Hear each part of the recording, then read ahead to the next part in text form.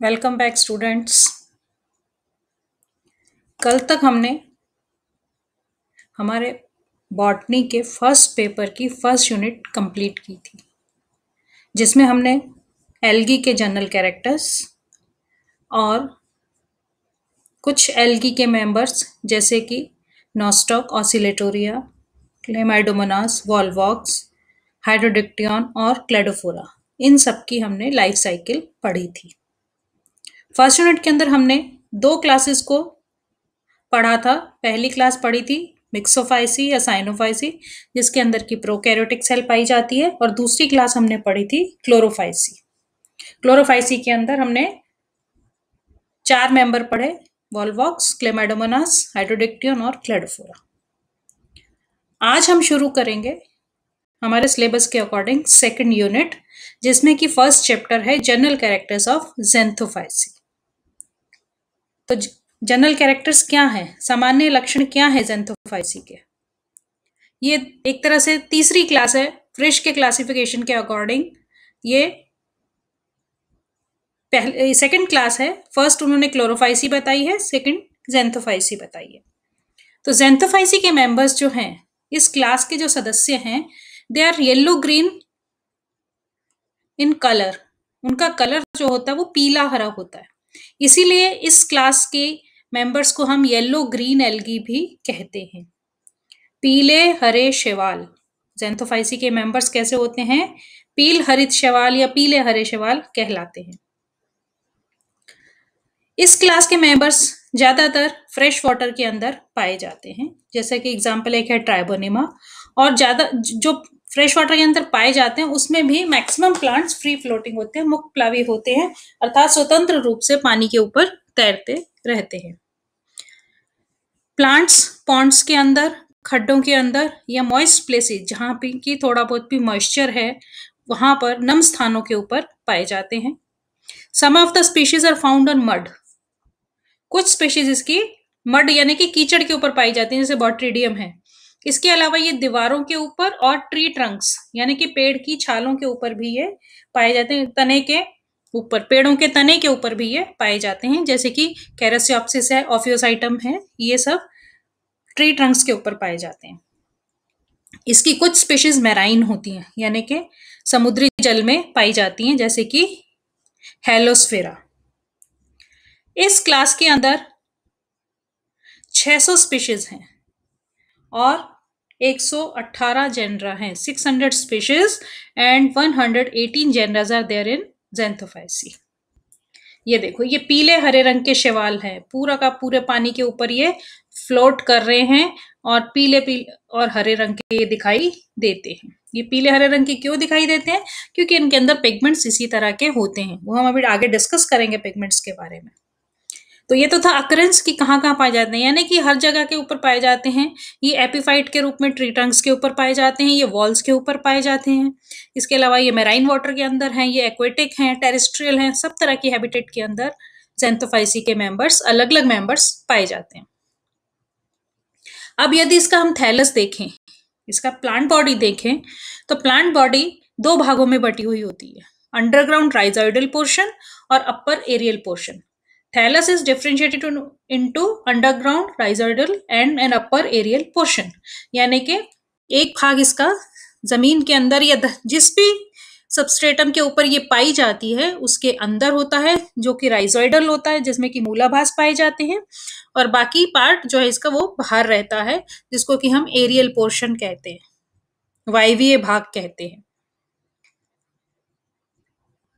ज़ेंथोफाइसी के अंदर थैलस एक कोशिकीय से लेकर बहुकोशिकीय साइफोनेशियस होता है, यानी कि यूनिसेलुलर टू मल्टीसेलुलर साइफोनेशियस। एक कोशिका का भी हो सकता है, द्विकोशिका का भी हो सकता है, कॉलोनी के रूप में भी हो सकता है, ये डेंड्रॉइड भी हो सकता है, राइजोपोडियल कॉलोनी भी हो सकती है, और फिलामेंटस भी हो सकता है, और साइफोनेशियस यानी कि नलिकाकार भी हो सकता है। इसमें बहुत तरह के थैलस पाए जाते हैं। अलग अलग स्पीशीज के अंदर थैलस अलग अलग तरह के होते हैं, जैसे कि यूनिसेलुलर एक कोशिकीय थैलस पाया जाता है हेट्रोक्लोरिस और क्लोरोमीबा के अंदर।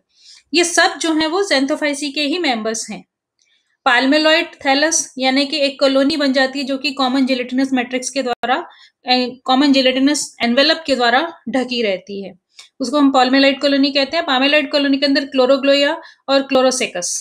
डेंड्रॉइड वृक्षाभ यानी कि ऐसा लगता है जैसे इनके इनके अंदर क्या होता है, मिशोकोकस इसका एग्जाम्पल है। मिशोकोकस के अंदर छोटे छोटे साइटोप्लाज्मिक स्ट्रैंड्स होते हैं, जीव द्रव्य सूत्र पाए जाते हैं जो कि आपस में जुड़ करके एक वृक्ष की संरचना बनाते हैं, तो उसको हम वृक्षाभ कॉलोनी कहते हैं।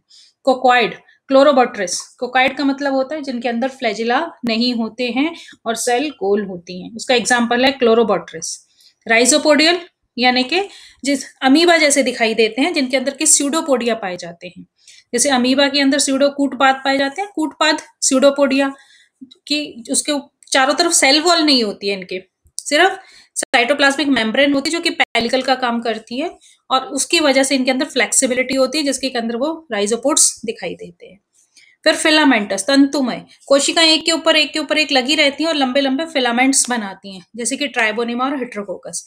और साइफोनेशियस यानी कि कोशिकाओं में बार बार विभाजन होता है जिससे कि बहुत सारे न्यूक्लियस बन जाते हैं लेकिन उनके अंदर सेप्टा नहीं बनते हैं, तो स्ट्रक्चर जो है वो एक नली के आकार का दिखाई देता है जैसे कि वॉचेरिया और बॉट्रिडियम। अभी उनको मैं फोटोग्राफ्स के द्वारा भी आपको बता देती हूँ। ये देखो, ये यूनिसेलुलर हेट्रोक्लोरिस का एग्जाम्पल है, ये एक कोशिकीय थैलस है, इसमें 2 फ्लैजिला पाए जाते हैं। पाल्मेलॉइड, ये देखो इसमें बहुत सारी कोशिकाएं हैं जो कि एक साथ एक कॉलोनी बनाती हैं, एग्जाम्पल इसका है क्लोरोग्लोया। थर्ड कोकॉइड, आप देखो सेल गोल हैं, सिंगल सिंगल सेल हैं और इनके अंदर फ्लैजिला भी नहीं है, इसमें क्लोरोबॉट्रिस और क्लोरोथीशियम एग्जाम्पल हैं। सेकंड है डेंड्रॉइड, ये वृक्ष की जैसी संरचना बन रही है, इनके जीव द्रव्य सूत्र आपस में जुड़े हुए हैं और वृक्ष जैसी संरचना बनाते हैं। यहां पर भी आप देख सकते हो ये मिशोकोकस। राइजोपोडियल, ये राइजोपोड्स आपको साइड पे दिखाई दे रहे हैं, ये राइजोपोड्स के द्वारा ही इनके अंदर मूवमेंट पाया जाता है और ये राइजोपोड के द्वारा आपस में जुड़ भी जाते हैं, कई बार कोशिकाएं आपस में जुड़ भी जाती हैं, एग्जाम्पल है स्ट्रिप्टोकोकस। ये फिलामेंटस, ये देखो लंबे लंबे तंतुनुमा संरचनाएं बन गई, कोशिकाएं एक के ऊपर एक जुड़ी हुई हैं, किसी भी फोटोग्राफ में देख लो आप, एग्जाम्पल इसका है ट्राइबोनिमा और हेट्रोकोकस। साइफोनेशियस नलिकाकार, आप यहाँ पर देखो कि पूरी कोशिका में बहुत सारे न्यूक्लियस दिखाई दे रहे हैं, यहाँ पर आपको ये ब्लैक कलर के जो न्यूक्लियस दिखाई दे रहे हैं बहुत सारे, लेकिन कहीं भी सेप्टा नहीं है, पूरी की पूरी ऐसा लगता है जैसे एक ही कोशिका है और पूरा साइटोप्लाज्म एक एंड से दूसरे एंड तक मूव करता रहता है, तो इसको हम कहते हैं वाउचेरिया। और ये है बॉट्रिडियम, यहाँ पे कहीं सेप्टा नहीं दिखाई देते, इसलिए इसको हम सिनोसिटिक कंडीशन भी कहते हैं और साइफोनेशियस थैलस भी कहते हैं। तो ये विभिन्न प्रकार के थैलस ज़ैंथोफाइसी के अंदर पाए जाते हैं। अब सेल, थैलस किससे बने होते हैं? सेल से बने होते हैं। तो सेल्स कैसी होती हैं? ज़ैंथोफाइसी के अंदर सेल्स यूकैरियोटिक होती हैं, यानी कि वेल ऑर्गेनाइज सेल होती है, बहुत अच्छे से इसमें न्यूक्लियस पाया जाता है, ऑर्गेनाइज न्यूक्लियस पाया जाता है, सेल वॉल प्रेजेंट होती है जो कि मेनली पैक्टिन की बनी होती है, पैक्टिन में भी पैक्टोज या पैक्टिक एसिड होता है और कभी कभी इसमें सेल्यूलोज भी उपस्थित होता है। यदि सेल्यूलोज होता है तो अंदर की भित्ति सेल्यूलोज की बनी होती है और बाहर की भित्ति पैक्टिन की बनी हुई होती है। सेल वॉल के अंदर की तरफ प्लाज्मा मेम्ब्रेन होती है जो कि साइटोप्लाज्म को घेर के रखती है। Just inner to the cell wall is present plasma membrane which surrounds the cytoplasm. Cytoplasm के बीच में सेंटर में एक बड़ी केंद्रीय रिक्तिका उपस्थित होती है। कुछ नॉन मोटाइल फॉर्म्स के अंदर, कुछ अचल ज़ैंथोफाइसी के मेंबर्स के अंदर सेल वॉल में सिलिका भी पाया जाता है और उस केस में उसमें 2 पार्ट होते हैं, 2 हाफ्स का बना होता है जो कि एक दूसरे को ओवरलैप करते हैं। ज़ैंथोफाइसी के मेंबर्स में पायरिनॉइड्स नहीं पाए जाते और जो मोटाइल फॉर्म्स हैं जो कि चल कोशिकाएं हैं किसी भी तरह की, वो गैमेट्स हो सकते हैं, वो जूस्पोर्स हो सकते हैं या कोशिका इटसेल्फ भी हो सकती है, जो भी मोटाइल कोशिकाएं हैं किसी भी तरह की, उनके अंदर फ्लैजिला 2 पाए जाते हैं लेकिन कभी कभी एक भी होता है।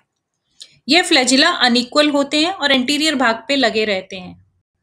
2 तरह के फ्लैजिला होते हैं, अनइक्वल होते हैं तो मतलब दोनों एक छोटा होता है एक बड़ा होता है, उसमें भी दोनों अलग अलग तरह के होते हैं, इसीलिए हम हिट्रोकॉन्टी भी कहते हैं, हिट्रोकॉन्टे फ्लैजिला।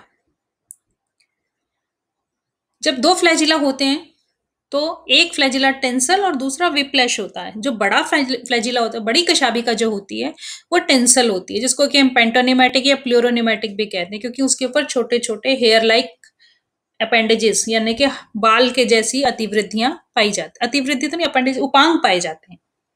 और जो छोटा फ्लैजिला होता है वो वीप्लैश होता है, वो चिकना होता है, स्मूथ होता है, उसके ऊपर किसी प्रकार के हेयर्स नहीं होते, इसलिए उसको हम एक्रोनिमेटिक भी कहते हैं। तो दो तरह के फ्लैजिला पाए जाते हैं चल कोशिकाओं के ऊपर, जो कि अग्रभाग के ऊपर लगे रहते हैं। ज़ैंथोफाइसी के अंदर reserve food material oil, lipid या ल्यूकोसिन के रूप में होता है, जिसको कि हम क्राइसोलैमिनेरियन भी कहते हैं। इसके अंदर स्टार्च नहीं पाया जाता। क्राइसोलैमिनेरियन जो होता है वो पाया जाता है, जो कि ग्लूकोन का पॉलीमर है। ज़ैंथोफाइसी के मेंबर्स का कलर येलो ग्रीन क्यों होता है? क्योंकि इनके अंदर जो प्लास्टिड होते हैं या क्रोमेटोफोर्स पाए जाते हैं, उनके अंदर येलो ग्रीन कलर के पिगमेंट्स पाए जाते हैं। उसमें मेनली क्या होता है, ज़ैंथोफिल पाया जाता है, जिसकी वजह से इनका कलर येलो दिखाई देता है। और क्लोरोफिल की तुलना में कैरोटिनॉइड्स और ज़ैंथोफिल्स ज्यादा पाए जाते हैं, जिसकी वजह से कि हरा रंग दबने लगता है और पीला रंग ज्यादा क्लियर हो जाता है। इसके अलावा इसमें chlorophyll A, chlorophyll E, beta carotene और ज़ैंथोफिल्स उपस्थित होते हैं। क्लोरोफिल बी यहाँ पर अनुपस्थित होता है, chlorophyll B is absent. Main xanthophyll जो इसके अंदर पाए जाते हैं, जिनकी वजह से ये येलो दिखाई देते हैं, वो है डाईएडेनोज़ैंथिन।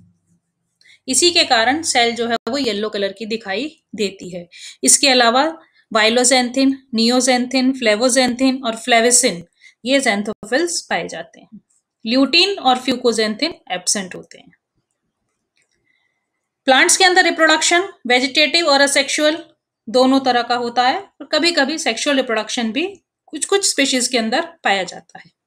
Vegetative reproduction generally unicellular forms के अंदर होता है, जो कि कोशिका विभाजन के द्वारा होता है, और यदि फिलामेंटस फॉर्म है तो उनके अंदर फ्रेगमेंटेशन के द्वारा होता है। जैसे कि एक कोशिकी अगर कोई भी ज़ैंथोफाइसी का मेंबर है तो उसके अंदर तो कोशिका विभाजित होगी, 1 से 2 कोशिका बनाएगी, 2 से 4 बनाएगी, इस तरह से आगे डिवीजन होता रहेगा। लेकिन यदि कॉलोनियल फॉर्म है, कॉलोनी के रूप में है कोई मेंबर, या कोई फिलामेंट्स के रूप में है, तो उनके अंदर फ्रेगमेंटेशन पाया जाता है, विखंडन पाया जाता है। तो वो फिलामेंट या कॉलोनी टुकड़ों में टूटती है, और हर टुकड़ा एक नई कॉलोनी बनाने में सक्षम होता है। असेक्सुअल रिप्रोडक्शन चल बीजाणुओं के द्वारा, अचल बीजाणुओं के द्वारा, सुप्त बीजाणुओं के द्वारा, निश्चेष्ट बीजाणुओं के द्वारा और स्टेटोस्पोर्स के द्वारा पाया जाता है। जूस्पोर्स, सप्लेनोस्पोर्स, हिप्नोस्पोर्स, एकाइनेट्स आपने सब पढ़े हैं। स्टेटोस्पोर्स आपके लिए नया वर्ड है। स्टेटोस्पोर्स का मतलब यह है कि ऐसे स्पोर्स जिनके चारों तरफ सिलिका पाई जाती है, सिलिका की निक्षेपण पाया जाता है।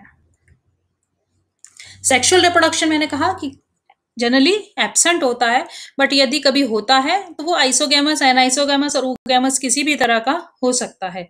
मेनली ये आइसोगैमस होता है, लेकिन वाउचेरिया के अंदर जो हम पढ़ेंगे आगे ज़ैंथोफाइसी का मेंबर, उसमें ऊगैमस सेक्सुअल रिप्रोडक्शन पाया जाता है। इसी तरह से एक मेंबर है बॉट्रिडियम, बॉट्रिडियम के अंदर आइसोगैमस और एनाइसोगैमस होता है, ऊगैमस नहीं होता है। ज़ैंथोफाइसी के मेंबर्स में नर युग्मक कशाभिकीय होते हैं, और कशाभिकाएं कैसी होती है, हिट्रॉन्ट कशाभिकाएं पाई जाती हैं। जैसा कि पहले भी बताया मैंने, 2 अनइक्वल फ्लैजिला होते हैं, एक वीप्लश होता है, एक टेंसल होता है।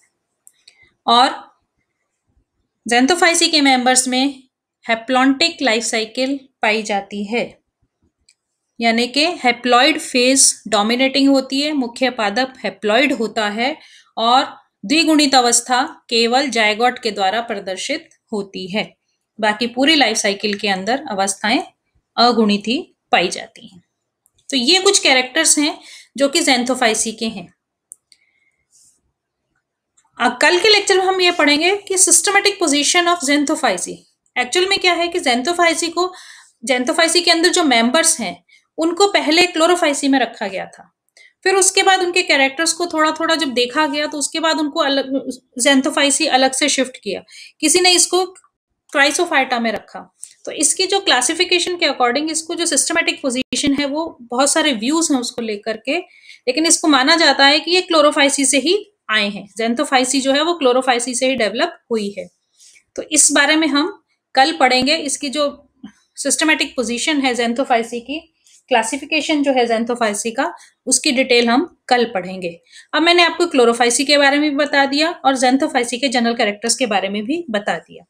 अब आप देखेंगे कि बहुत सारे कैरेक्टर्स हैं ज़ैंथोफाइसी के जो क्लोरोफाइसी से मेल खाते हैं, सिमिलर हैं, और बहुत सारे कैरेक्टर्स ऐसे हैं जो कि क्लोरोफाइसी और ज़ैंथोफाइसी में डिफरेंशिएट करते हैं कि नहीं, ये क्लोरोफाइसी के कैरेक्टर्स नहीं हैं, इसलिए इसको अलग उसमें रखा जाएगा। इनके बारे में हम कल डिटेल से पढ़ेंगे। तो आज के लिए इतना ही। Thank you.